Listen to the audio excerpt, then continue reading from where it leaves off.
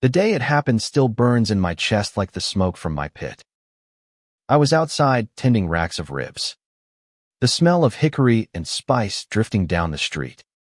When the flashing lights came crawling up to my place. 2 squad cars.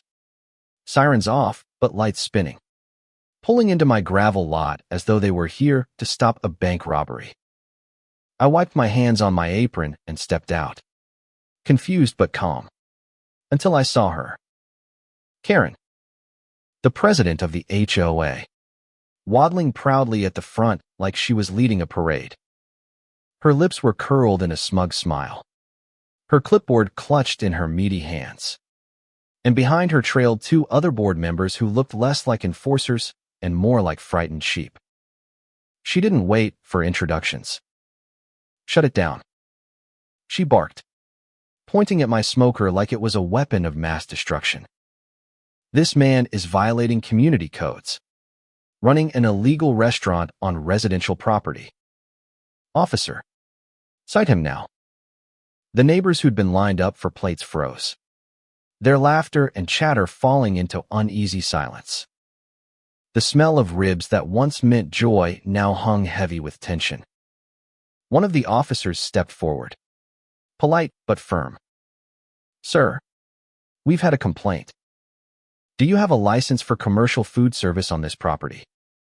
My heart sank not because I was guilty, but because I knew exactly what was happening.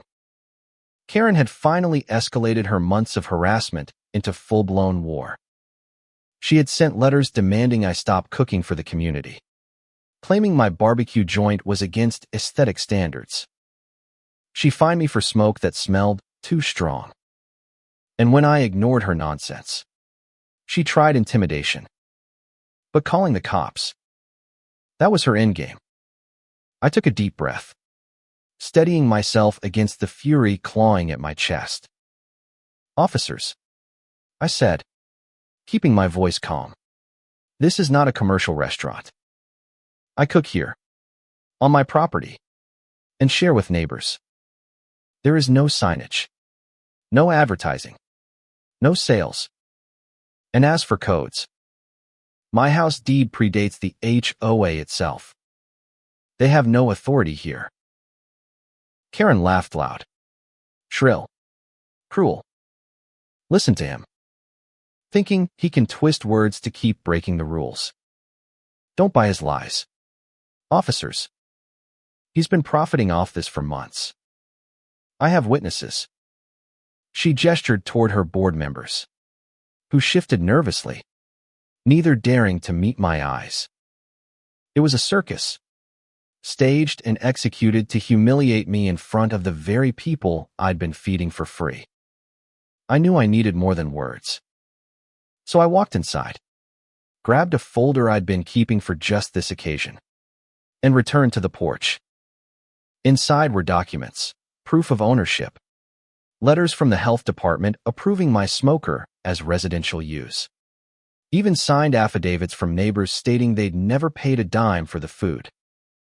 I handed them to the officers, who began flipping through with growing frowns. That was when the twist came. From the back of the crowd, a voice rang out clear, strong, and unexpected. It was Pastor Lewis, the neighborhood minister, holding a plate of ribs I'd served him not 10 minutes earlier. He stepped forward, his eyes blazing with righteous anger. Officers, this man has fed our community through storms, through blackouts, even during last winter's freeze when no store was open. He never charged us. He never turned anyone away. This isn't a restaurant. This is a neighbor helping neighbors. And Karen here has been lying to you. The crowd erupted, voices overlapping in support. He fed my kids when our power was out. Someone shouted. He helped the fire crew after the brush fire. Another added. The officers hesitated, their doubt written plain as day across their faces. Karen's mask of arrogance cracked, her cheeks flushing red, her voice rising into shrill panic. They're all conspiring. He's bribed them with food. None of this is legal. But no one was listening to her anymore. The tide had shifted. The officers closed the folder, handed it back to me, and said calmly, "Sir, you're within your rights. We won't be issuing any citations today." Karen's scream of outrage rattled the windows. "What do you mean, no citation? He's a criminal. I demand you arrest him." One of the officers fixed her with a cold stare. "Ma'am, you need to calm down. Filing false reports is a serious matter." The neighbors began to murmur louder, their whispers sharp with anger. Phones were raised higher, recording Karen's meltdown. The queen who once ruled through fear was now being broadcast live for the world to see. Her tantrum immortalized in pixels and megabytes. She lunged toward me, trying to grab the folder from my hands. But Pastor Lewis stepped between us, his voice thundering. "Enough. You've bullied this community long enough. Karen, this ends today." The crowd cheered, their voices rising in unity. Karen's face twisted into something grotesque, her power crumbling before her eyes. And as the officers guided her aside, warning her to stop interfering with law enforcement, I felt a calm resolve settle in my chest. This wasn't the end. She had tried to destroy my livelihood, my name, my dignity. Now it was my turn to fight back, not with fists, not with fury, but with the very weapon she had never expected, the law. The decision to take Karen and her HOA to court wasn't born of anger alone, but out of necessity. She had crossed a line when she weaponized the police against me, dragging my name through mud in front of my neighbors. And though the officers left that day without filing a single citation, the humiliation she tried to orchestrate could not be left unanswered. So I gathered my paperwork, consulted with an attorney who specialized in property rights, and filed a lawsuit not just against Karen, but against the HOA she claimed to lead with iron fists and false authority. The first hearing drew a crowd larger than I expected. Word had spread fast through the neighborhood, and people who had once stayed silent now packed the courtroom benches, some clutching their phones ready to record, others whispering about how Karen had fined them for everything from lawn decorations to the wrong shade of beige on their shutters. I sat at the plaintiff's table, heart pounding, while Karen strutted in wearing a blazer 2 sizes too tight. Her nose tilted so high she could have stared at the ceiling tiles. She was flanked by George and Denise, the same sheep who had watched silently as she invaded my cabin and called the cops on my smoker. The judge wasted no time. He looked over the case file, his brow furrowing as my attorney presented the deed to my property, the letters of approval from the county, the affidavits from neighbors, and the police report confirming no violation had occurred. Then came the videos the ones neighbors had filmed of Karen screaming, waving her clipboard, ordering officers to shut down my barbecue.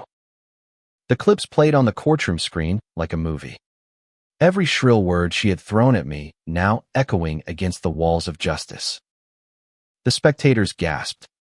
Some even laughed bitterly. Karen's face grew redder by the second, her bravado wilting under the bright lights of truth. When it was her turn to defend herself, she stumbled. She ranted about community codes, but the judge quickly cut her off. "Show me the statute." "Ma'am, show me the legally binding document that gives you authority over his private property." She flipped through her folder, her hands shaking, but all she had were self-written notices, and signed and unenforceable. The judge's tone sharpened. "This is not law. This is harassment." The twist that silenced the room came when Pastor Lewis was called to testify.